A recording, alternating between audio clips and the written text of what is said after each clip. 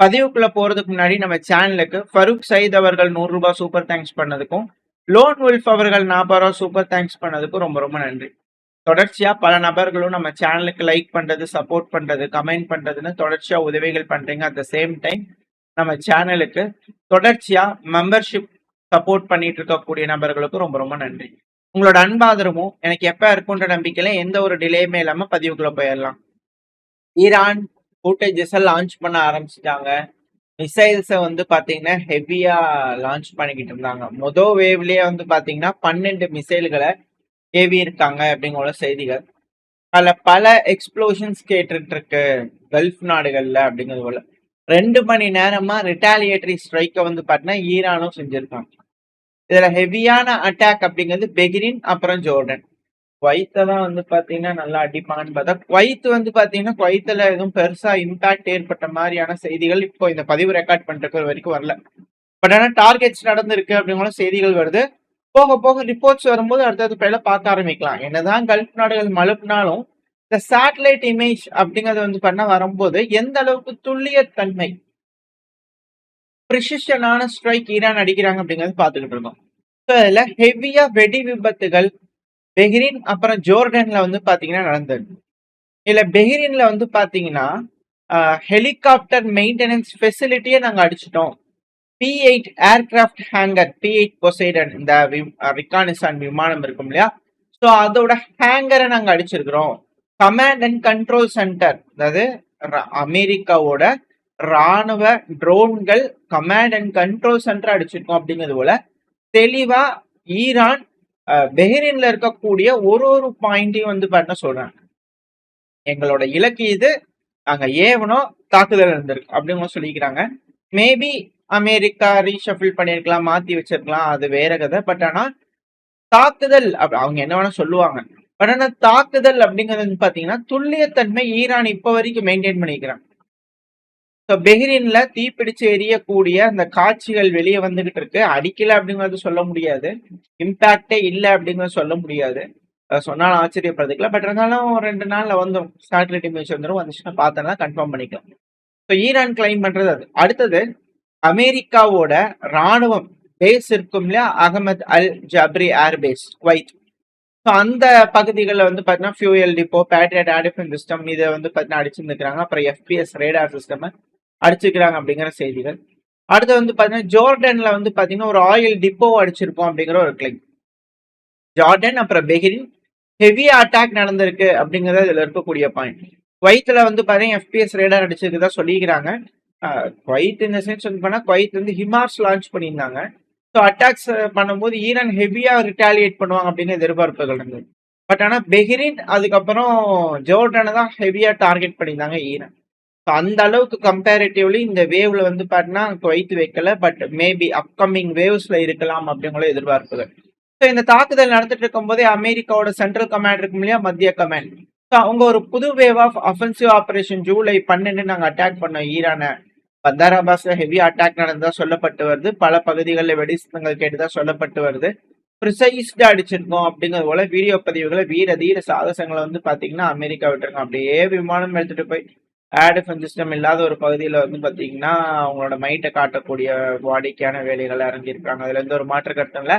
இந்த top notch ஆயுதம் அப்படின்னு சொல்றாங்க. ஏர் டிஃபென்ஸ் சிஸ்டம் இருக்கக்கூடிய நாடுகள் உள்ள போந்து டாப் நாச் வெப்பனை காட்டுங்களேன்ப்பா அப்படி ஒண்ணு கேள்வி இருந்தா ஈரான் கிட்டயே காட்ட முடியலையே அப்படிங்கிற ஒரு கேள்வி சைட்ல இருந்தாலும் வருத்தங்கள் இருந்தாலும் இந்த அமெரிக்காவோட டாப் நாச் அப்படிங்கிற அந்த ஆயுதங்கள் மேல மவுசு காதல் மோகம் கொண்ட நபர்களுக்கு எல்லாம் வந்து பாத்தீங்கன்னா கொஞ்சம் வருத்தம் அளிக்குது அப்படிங்கிற செய்திகளும் பார்க்க முடியுது. பட் இருந்தாலும் பரவாயில்ல. ஸோ தொடர்ச்சியான தாக்குதல் வந்து பாத்தீங்கன்னா அமெரிக்கா ஈரான் மேல பண்ணிட்டு இருக்கிறோம், ஸ்ட்ரைட் ஆஃப் ஹார்முஸை விடுவிக்க அப்படிங்கிறது போல பண்ணியிருக்காங்க. பந்தார் அப்பாஸ் அதிகமா அட்டாக் நடந்திருக்கு அப்படிங்கிற போல. அட் த சேம் டைம் ஈரான்ல இருக்கக்கூடிய குஜிஸ்தான் ப்ராவின்ஸ்ல இருக்கக்கூடிய தென்மேற்கு பகுதிகள், ஈரானோட தென்மேற்குல இருக்கக்கூடிய ஒரு ஏர்போர்ட் மேல அட்டாக் நடந்திருக்கு அப்படிங்கிற விஷயங்கள்லாம் வந்துகிட்டு இருக்கு. ஸோ தொடர்ச்சியா அட்டாக் பண்ணிட்டு இருக்காங்க. இதுல என்ன ஒரு விஷயம்னா ஈரான் வந்து பாத்தீங்கன்னா ஈரானோட மீடியாக்கள் ஒரு இமேஜஸை பப்ளிஷ் பண்றாங்க. அமெரிக்காவோட டாமஹாக் க்ரூஸ் மிசைலோட ஒரு இமேஜ். ஸோ இதை பார்க்கும்போது என்ன தெரியுதுன்னா அமெரிக்கா டெஸ்ட்ராயர்கள்ல இருந்து லான்ச் பண்ணக்கூடிய டாமஹாக் மிசைல ஈரான் சுட்டு வீழ்த்தி இருக்காங்க. கல்ஃப் ஆஃப் ஒமன் அந்த ஏரியால இருந்து லான்ச் பண்ணக்கூடிய அந்த மிசைல்களை ஈரான் சுட்டு வீழ்த்தி இருக்காங்க அப்படிங்கிற விஷயங்கள் இதை ஊர்ஜிதப்படுத்துது. ஈரானோட ஏர் டிஃபென்ஸ் சிஸ்டம் கஹாமாபாத்ல இருக்கக்கூடிய ப்ராவின்ஸ் லொரிஸ்டன் ப்ராவின்ஸ்ல இருக்கக்கூடிய ஒரு ஏர் டிஃபென்ஸ் சிஸ்டம் அமெரிக்காவோட டாம்ஹாக் மிசைல சுட்டு வீழ்த்தி இருக்கு அப்படிங்கிற விஷயங்கள் இது கன்ஃபார்ம் ஆயிருக்கு. இதனால என்னன்னா இன்டர்செப்ஷன் ரேட் வந்து பண்ண இன்க்ரீஸ் ஆக ஆரம்பிக்குது. ஈரானோட ஏர் டிஃபென்ஸ் சிஸ்டம் வளர்ச்சி அடைஞ்சுகிட்டு இருக்கு, தொழில்நுட்ப வளர்ச்சி அடைஞ்சுகிட்டு இருக்கு. ஆல்ரெடி நம்ம பார்த்தோம் அமெரிக்காவோட ஆயுதங்கள்லாம் அப்படியே கிடைக்குது அப்படிங்கிறது போல. ஸோ கிடைச்சிச்சுன்னா இது போல அடுத்த கட்ட வளர்ச்சியை வந்து பார்த்தீங்கன்னா அவங்க அடைவாங்க அப்படிங்கிற மாற்று கருத்து. இது மேற்கு நாடுகள் குறிப்பா கல்ஃப் நாடுகளுக்கு பேராபத்தா இருக்கும் அப்படிங்கிறதுல எந்த ஒரு சேஞ்சுமே இல்லை. இது எப்படி ஈரான் அவங்களோட ஏர் டிஃபென்ஸ் சிஸ்டமை பலப்படுத்த போறாங்க அப்படிங்கிறது பார்க்கலாம். அட் சேம் டைம் நம்மளோட நாடு கடுமையான கண்டனங்கள் தெரிவிச்சிருக்கிறாங்க. ஜிஎஃப்எஸ் கேலக்சி அப்படிங்கிற ஒரு கப்பல் ஒமானோட கடலோர பகுதிகளில் தாக்குதல் உட்பட்டிருக்கு. இது ஈரான் அடிச்சிருக்காங்க. இதுக்கு முன்னாடி அமெரிக்கா அட்டாக் பண்ணாங்க. இப்போ ஒமானோட கடலோர பகுதியில் ஒரு அட்டாக் நடந்திருக்கு. மொத்தம் 11 இந்தியர்கள் வந்து பாத்தீங்கன்னா அதுல இருந்திருக்காங்க. இதுல 10 நபர்களை ரெஸ்கியூ பண்ணியிருக்காங்க, ஒரு நபர்கள் காணோம் அப்படிங்கிற சொல்றாங்க. ஸோ வருத்தம் அளிவிக்க விஷயம். ஒரு சைடு ஈரான் இந்தியர்களை அட்டாக் பண்ணதுல இந்தியர்கள் பாதிப்படைஞ்சாலும் இன்னொரு சைடு அமெரிக்காவும் இந்தியர்களை அட்டாக் பண்ணாங்க. இதுல என்னன்னா ஈரான் வந்து பாத்தீங்கன்னா இது போல அட்டாக் பண்றாங்கன்னா சொன்னா கொஞ்சம் பார்த்து பண்றாங்க அப்படிங்கிறது போல ஒரு டோன் கூட வருதுன்னு வச்சுக்கோங்களேன். ரொம்ப இதா இல்லை. அம்பாசிடர் பேசுறோம்னா அம்பாசிடர் வந்து பேசுறாங்க, எல்லாம் பண்றாங்க. என்னதான் மீடியாக்கள் மூலியமா அழுத்தங்கள் கொடுத்தாலும், என்னதான் அரசாங்கம் மூலியமா அழுத்தங்கள் கொடுத்தாலும் துளி கூட சட்டம் செய்யல அமெரிக்கா. ஒரு தடவை இந்தியர்கள் இறந்ததுக்கு கடுமையான கண்டனங்கள் கொடுத்தது ஒரு சைடு சொல்லிக்க போ அப்படிங்கிறது போல அலட்சியமான ஒரு ரெஸ்பான்ஸ் தான் வந்து பண்ண அமெரிக்கா கிட்ட இருந்தது அப்படிங்கிறது இதுல இருக்கக்கூடிய ஒரு ஹைலைட். எதுனாலும் இருதரப்புல அடிச்சுக்கும் போது பாதிப்படைகிறது நம்மளா இருக்கும் அப்படிங்கிறது தான் இதுல இருக்கக்கூடிய யதார்த்தமான உண்மை. ஸோ தலைவர்கள் என்ன முடிவுகள் எடுக்க போறாங்க அப்படிங்கிறது பார்க்கலாம் வரக்கூடிய நாட்கள். இது மிடில் ஈஸ்ட்ல இருக்கக்கூடிய விஷயங்கள் ஹெவியா அட்டாக் பண்ணிருக்காங்க, ஈரான் அடிச்சுக்கிட்டு இருக்காங்க. இது என்ன தெரியுதுன்னா அமெரிக்கா பெருமளவுல எந்த ஒரு டேமேஜும் ஏற்படுத்தலை அப்படிங்கிறது புரிஞ்சுக்காங்க. அடுத்தது அப்படியே ரஷ்யா உக்ரைன் பிரச்சனைக்கு வந்தா ரஷ்யா ஃபேப் ரக குண்டுகள் இந்த ஏர் டாமினன்ஸை காட்டுறதுக்காக என்டையர் ரீஜன்ல அடிச்சுட்டு இருக்காங்க. சுமி பகுதியிலிருந்து கீழே ஜாப்ரோசேஷியா பகுதி வரைக்கும் என்டையர் ஃப்ராண்ட்ல இருந்து பார்த்தீங்கன்னா ஃபேப் குண்டுகளை போட்டிருக்காங்க. அதுவும் குறிப்பா ஃபேப் 3000 ரக குண்டுகளை உக்ரைனோட mechanised separate mechanised 65th separate mechanised brigade இருக்காங்கன்னு சொல்லிட்டு ஜாப்ரோசிஷா பகுதியில போட்டிருக்காங்க. அதிகமான சேதங்கள் ஏற்படுத்தி இருக்கு. ஸோ அந்த படை பிரிவினர் இருக்கக்கூடிய மிக முக்கியமான ஒரு அகாமடேஷன் பாயிண்ட் அடிச்சிருக்காங்க ரஷ்யா அப்படிங்கிற செய்திகள். அதிகமான சேதங்கள் ஏற்பட்டிருக்கு அந்த 65வது மெக்கானிஸ்ட் பிரிகேடுக்கு அப்படிங்கிறது போல. என்னதான் ஃபேப் ரக குண்டுகளோட தாக்குதல் ரஷ்யாவோட ஏர் டாமினன்ஸ் ஒரு சைடு இருந்தாலும் ஏர் டிஃபென்ஸும் வந்து பாத்தீங்கன்னா ரொம்ப முக்கியம். சில நேரங்கள்ல ஆயுதத்துக்கு ஆயுதம்தான் பதிலடியா அப்படிங்கிற ஒரு கேள்விகள் இருக்கு இல்லையா, அதுக்கு சிறந்த உதாரணம் வந்து பாத்தீங்கன்னா சில நேரங்கள்ல புத்திசாலித்தனத்தாலையும் ஓவர் கம் பண்ண முடியும் அப்படிங்கிறது. இல்ல ரஷ்யா வந்து பாத்தீங்கன்னா அவங்களோட ராணுவ ட்ரக்குகள் மிக முக்கியமான வண்டிகளுக்குலாம் வந்து பாத்தீங்கன்னா ஜீப்ரா மாதிரி வெள்ளை கலர் பெயிண்ட் அடிச்சு கருப்பு கலர் லைன் வந்து பாத்தீங்கன்னா அடிச்சிருக்காங்க. எதுக்காக அப்படின்னா ஏஐ கன்ஃபியூஸ் பண்ணதுக்கு. ஏன்னா எஃபிவி ட்ரோன்கள்லாம் இப்பெல்லாம் ஏஐ வந்துருச்சு. இப்பெல்லாம் எல்லாத்துக்குமே ஏஐ வந்துருச்சு. எல்லாத்துக்கும் ஆளுங்களை போட்டு வந்து பாத்தீங்கன்னா என்னதான் ஆளுங்க இருந்தாலும் பார்த்தாலும் ஏஐ அப்படிங்கிறது வந்து பாத்தீங்கன்னா அதிகப்படியா பயன்படுது. ஏன்னா ரெகக்னைஸ் பண்றதுக்கு இப்போ ஒரு இடத்துல வந்து பாத்தீங்கன்னா அந்த இடத்துல ஆயுதம் இருக்கா இல்லையா அப்படிங்கறது கெமஃபிளைஸ் பண்ணுவாங்க. அது மனிதர்களோட கண்ணுக்கு வந்து பாத்தீங்கன்னா அது ஈஸியா புலப்படாது. ஆனா இந்த ஏஐ என்ன பண்ணும்னா ஈஸியா ரெகக்னைஸ் பண்ணி இந்த இடத்துல டவுட்டா இருக்கு, ஆயுதம் இருக்கலாம், இது வந்து ராணுவ வண்டி தான் அப்படிங்கிறது போல அது யோசிச்சு வந்து பாத்தீங்கன்னா பேட்டர்ன் யூஸ் பண்ணி சொல்லிடு. இந்த கெமஃபிளேஜ்ங்கிறது அப்படியே ஃபாரஸ்ட்னா ஃபாரஸ்ட் மாதிரியே இருக்கும், இலைனா இலை மாதிரியே இருக்கும். மேல இருந்து போத்திட்டாங்க அப்படின்னா ட்ரோன்கள் பறந்து மேல போயிட்டு இருக்கும் போது பார்க்கும்போது வந்து பாத்தீங்கன்னா ரிகானிசான் ட்ரோன்கள் உளவு பார்க்கக்கூடிய ட்ரோன்கள்லாம் இந்த இடத்துல வண்டி இருக்கா இல்லையாங்கிறது தெரிஞ்சுக்கிறது வந்து பண்ணா சிக்கலாகும். ஆனா இந்த ஏஐ வந்து பாத்தீங்கன்னா இருக்கிறதுனால இந்த இடத்துல டவுட்டா இருக்கு அப்படிங்கிற சொன்னாங்கன்னா அந்த இடத்துல ஒரு ட்ரோன் அனுப்பி பார்க்கும்போது டவுட்டுக்கு ஏற்ப வந்து பண்ணா அங்க ஆயுதம் இருந்துன்னா அடிச்சிடுவாங்க, அப்படி இல்லைன்னா ரிட்டர்ன் எடுத்துருவாங்க. ஸோ இது போல வந்து பாத்தீங்கன்னா வேலைகள் நடந்துகிட்டு இருக்கு.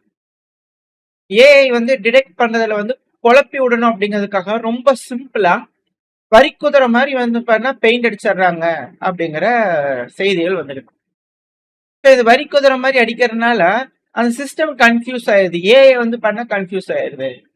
அது ஏஐங்கிறது வந்து பாத்தீங்கன்னா ஆர்டிபிஷியல் இன்டெலிஜென்ஸ் அப்படிங்கறத விட அது ஒரு குழந்தை மாதிரி அப்படிங்கிற சொல்றாங்க இல்லையா? இப்பதான் வளர்ந்து வருது.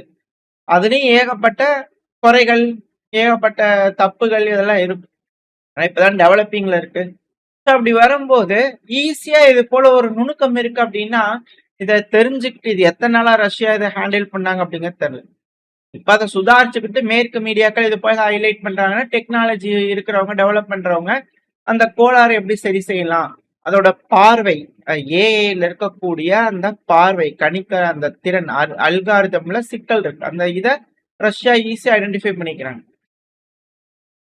ஸோ இது போல சின்ன சின்ன டீட்டெயில்ஸை வந்து பார்த்தீங்கன்னா ஐடென்டிஃபை பண்ணி இது போல ஏஐ ஒரு ட்ரோன் வந்து பார்த்தீங்கன்னா சிக்குது அப்படின்னா அந்த சிஸ்டம்ல வந்து இப்போ நம்ம ஈரான் வந்து மிசைலை பிடிக்கிறாங்க, அதில் கைடன்ஸ் சிஸ்டம் இதெல்லாம் இருக்கும், அதெல்லாம் எடுத்து டூப்ளிகேட் அடிச்சிருவாங்க. ரெண்டாவது அதோட செயல் திறனை குறைச்சிடலாம், ஏர் டிஃபென்ஸ் சிஸ்டம் வலுப்படுத்தலாம் அப்படிங்கள சொல்றோம் இல்லையா? ஸோ இது என்னன்னா இது போல ட்ரோன்கள்லாம் வருது அப்படின்னா அதிகப்படியாக யூஸ் பண்ணும்போது அதில் இருக்கக்கூடிய சிஸ்டம்ஸ் மட்டும் கிடைச்சிருச்சு, டேமேஜ் ஆகாமல் கிடைச்சிருச்சு அப்படின்னா அந்த சிஸ்டம்ஸ் எப்படி இருக்கு, என்ன கோடிங்க, என்ன மாதிரி அது செயல்படுது, அதை ஹேக் பண்றது எப்படி, இது போல பல்வேறு விஷயங்களை அவங்க கத்துக்கிட்டு அதுல இருக்கக்கூடிய நுணுக்கங்கள், அதை குழப்பக்கூடிய விஷயங்கள்ல கைதேர்ந்தவர்கள் ஆயிட்டாங்க அப்படின்னா என்னதான் ஏஐ டெவலப் பண்ணாலும் அது வேஸ்டா போயிருக்கு. இது போல சிம்பிளா வந்து பண்ண ஓவர் ரைட் பண்ணிடலாம். அது போல இந்த பிரெடியேட்டருக்கு சேர் எடுத்து பூசிட்டோம்னா கண்ணு தெரியாது அப்படிங்கிற போல இருக்கு இல்லையா? அந்த மாதிரி ஆயிப்போச்சு. ஸோ ரஷ்யா வந்து பண்ண இதை சிம்பிளா வந்து பண்ண பெயிண்டை வச்சு ரெடி பண்ணிட்டாங்க. இப்போ அந்த ஏஐ எத்தனை நாளா குழம்பி இருந்திருக்கோ தெரியல. ஸோ இது போல ஏஐ என்னதான் அட்வான்ஸ்டா இருந்தாலும் அதை பார்த்து வியப்பா இருந்தாலும் சில நேரங்கள்ல அதை பார்த்து சிரிக்கக்கூடிய விஷயங்கள் நடந்துகிட்டு தான் இருக்கு இந்த போர்க்களங்கள்ல. அதுல இது ஒரு நூதனமான முறையில ரஷ்யா வந்து பாத்தீங்கன்னா ஏஐ ஏமாத்திட்டாங்க, வெறும் பெயிண்ட் டப்பா வச்சு ஏமாத்திக்கிறாங்க அப்படிங்கிற மாற்றுக்கிறது. ஸோ இது போல தொழில்நுட்ப வளர்ச்சி அட் த சேம் டைம் ஆளுங்களோட மனிதர்களோட மூளை, இது ரெண்டும் மிக பெருமளவுல கடுமையா போர் செஞ்சுக்கிட்டு இருக்குது. அதுதான் ரஷ்யா உக்ரைன் பிரச்சனை. ஒரு சைடு இயந்திரங்கள், மனிதர்கள் எல்லாரும் இருதரப்புலயும் வந்து பாத்தீங்கன்னா டஃப் கொடுத்துட்டு இருக்காங்க அப்படிங்கறத இருக்கக்கூடிய விஷயம். எந்த டைம்ல இயந்திரங்கள் விசஸ் இயந்திரங்களா ஃபுல் ஃபிளஜ்டா மாறப்போகுது அப்படிங்கிறது தெரியல. வெயிட் பண்ணி பார்ப்போம். அந்த அளவுக்கு எதுவும் போகாம அமைதியா பிரச்சனையை பேசி முடிச்சுக்குவாங்கன்ற நம்பிக்கை இந்த பையனா முடிச்சுக்கலாம். ஓரளவுக்கான தகவல்கள் இந்த பையில பார்த்துருப்போம். இந்த பதிவு எப்படி இருக்கு, உங்களுக்கு பயனுள்ளதா இருக்கா? இருந்துச்சுன்னா உங்க ஃப்ரெண்ட்ஸ் ஷேர் பண்ணிட்டு நம்ம சேனல் சப்ஸ்கிரைப் பண்ணலாம், மறக்காம சப்ஸ்கிரைப் பண்ணிட்டு உங்களோட கருத்துக்களை கமெண்ட். இந்த பதிவு நல்லா இருக்கும்னு நம்பிக்கை அடுத்த பேர் சந்திக்கிறேன். Stay safe, by.